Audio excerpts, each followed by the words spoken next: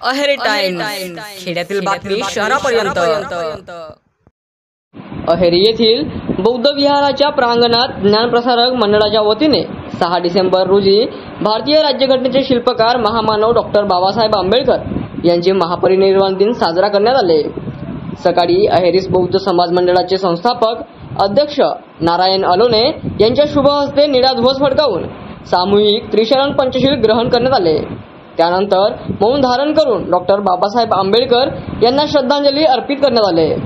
या प्रसंगी ज्ञानप्रसारक मंडळाचे सचिव सुरेंद्र अलोने यांनी भारतीय राज्यघटनेचे शिल्पकार डॉक्टर बाबासाहेब आंबेडकर यांच्या ऐतिहासिक व संघर्षमय जीवनावर व घटनेवर प्रकाश टाकून फुले शाहू आंबेडकरांचे विचारच या देशाला तारणार असल्याचे म्हणत मोलाचे मार्गदर्शन केले। सायंकाळी अहेरी शहरातून भव्य भीमज्योत रॅली काढण्यात आली। यावेळी मंडळाचे अध्यक्ष एकनाथ चांदेकर, सचिव सुरेंद्र अलोने, सहसचिव प्रशांत भीमटे, देवाजी अलोने, रामचंद्र ढोलगे यांच्यासह बहुसंख्येने समाज बांधव उपस्थित होते।